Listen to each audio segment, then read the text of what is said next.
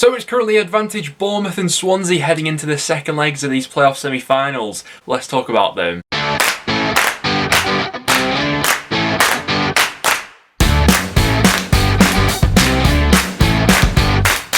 Guys, welcome back to another video on the channel. Coming up tomorrow, we have the semi-final second legs of the playoffs. Really excited to get into this one. I want to get your guys' thoughts on the first legs down below and how you see the second legs unfolding. Who do you think is making it to Wembley? Let me know down below. As always, if you do go on to enjoy, make sure to leave a like. Also, do stick around and subscribe for a bit of regular championship content. We're pumping out the uploads at the moment, so thank you so much for all the support you've shown on them recently. But without any further ado, let's jump into this one. And so let's start out by talking about Brentford going up against Bournemouth. It's advantage Bournemouth coming into this one. They take a 1-goal lead into the second leg. Funnily enough, Brentford were actually in this exact position last year when they had Swansea in the playoff semi-finals. They lost the first leg 1-0, took it back to the second leg at home, and they won that one 3-1 to get to Wembley. What was important about that game, which is also going to be apparent here, is the fast start Brentford got in that game. I think they were 2-0 up against Swansea at half-time, weren't they? And they're going to need to come out flying here because the first half performance from Brentford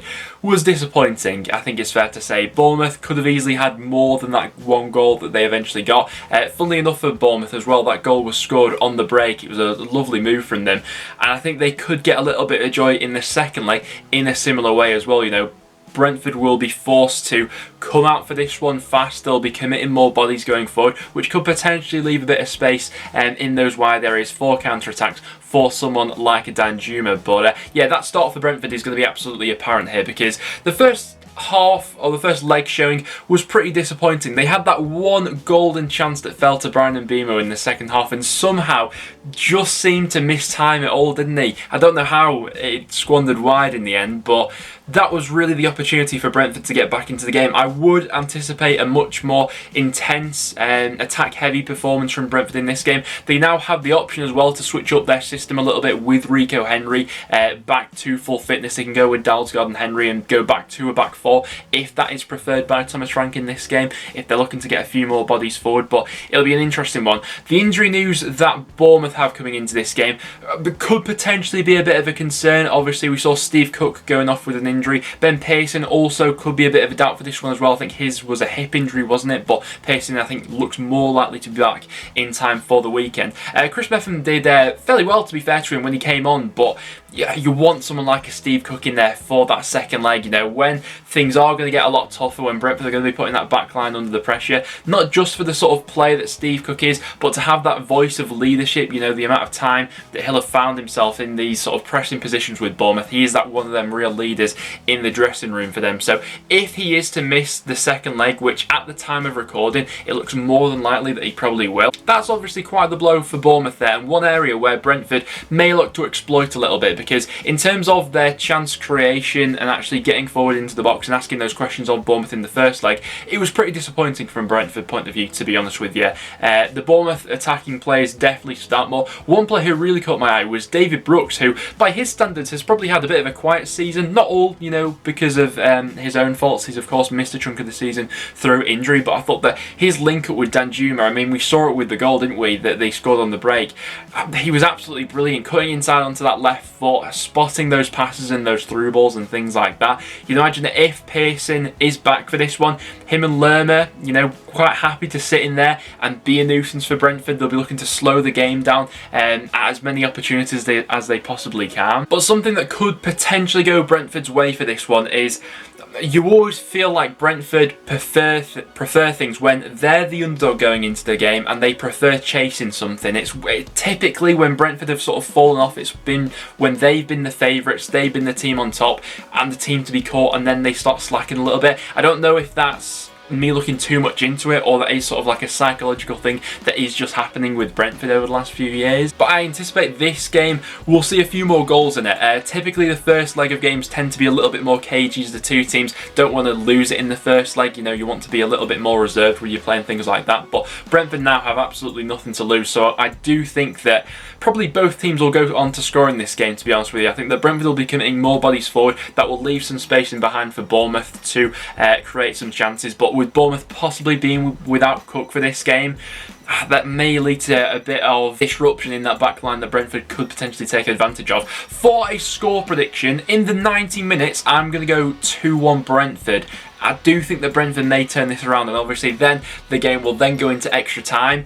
And I think that there won't be all too much in this one. I can see this game going to penalties here. One way or another, I think that Brentford will win by 1 goal in normal time, which will take us to extra time. The teams will be a bit more standoffish in extra time, and then this one will go to penalties, which would be a great watch, by the way. It's a good matchup, these two, because they are two of the sort of juggernauts in the Championship for attacking talent. On penalties, I've got a sneaky suspicion that Brentford may turn this one around. So for a score prediction, I'm going to go 2-1 Brentford in normal time, 2-1 after extra time, and then I'll say Brentford on penalties, but that one really could go either way. FIFA is backing Brentford to win 1-0 in normal time, and then they're backing a Bournemouth win on penalties.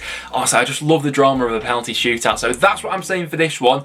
What do you guys think? Let me know down below. This one really is on a knife edge. It should be a really good game. And then for the second game, we got Swansea going up against Barnsley, and it's advantage Swansea as they take a 1-goal lead with them back to the Liberty. And fair play to Steve Cooper, because he played that first leg pretty much spot on, didn't he? He made a couple of big calls in terms of the team selection. Probably most notably was going with Kyle Norton over Connor Roberts, but having that bit of experience in the back line served them well. And Swansea's back line, by the way, was seriously put under pressure at times in this match, but Ben Cabango and Mark Guehi were absolutely flawless throughout this one. Freddie Woodman as well also had to be kept on his toes, because Barnsley had real moments where Swansea had to sort of weather the storm for this one. Like Barnsley like to do, very intense for certain periods of that match. For the first leg we're talking about here, you know, throwing balls into the box, asking questions of this Swansea side.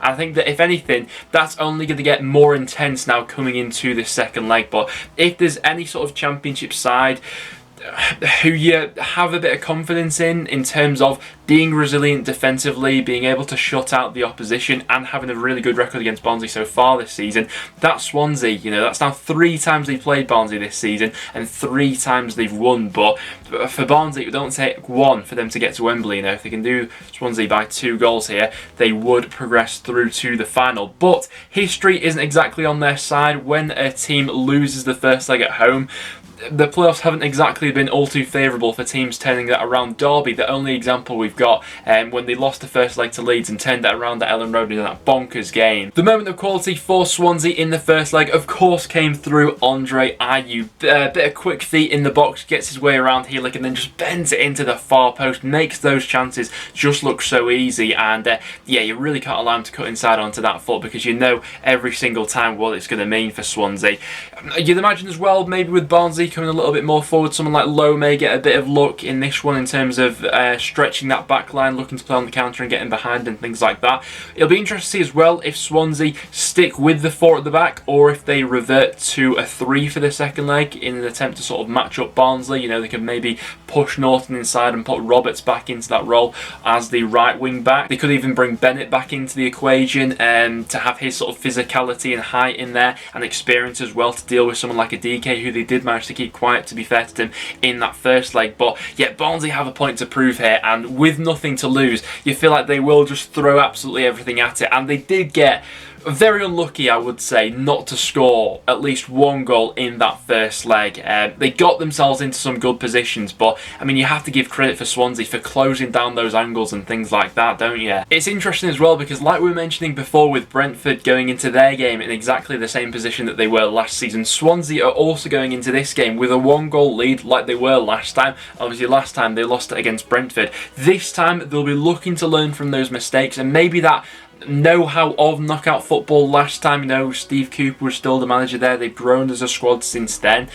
They'll look to use that to their advantage, because I think that if Swansea can make this a boring game of football with as few events as possible, things go their way then, you know. For Barnsley, they want it to be this intense battle where emotions are flaring up and getting high. That's where mistakes at the back could be made for Swansea and things like that. For a score prediction, I think Barnsley take the lead in this one, you know, and I think they make it very interesting. I then think Swansea get back into it and Barnsley just bombard them, and it's a question of whether that Swansea defence can hold out.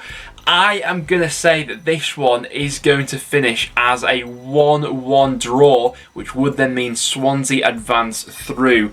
to the final. It's going to be a really interesting tactical battle once again. FIFA is backing Swansea. They've gone for a 3-1 win here, which would see them going through 4-1 in total on aggregate. I'm going to say 1-1. That means Swansea goes through. I want to get your guys' thoughts on this one in the comments down below. Can Barnsley turn it around?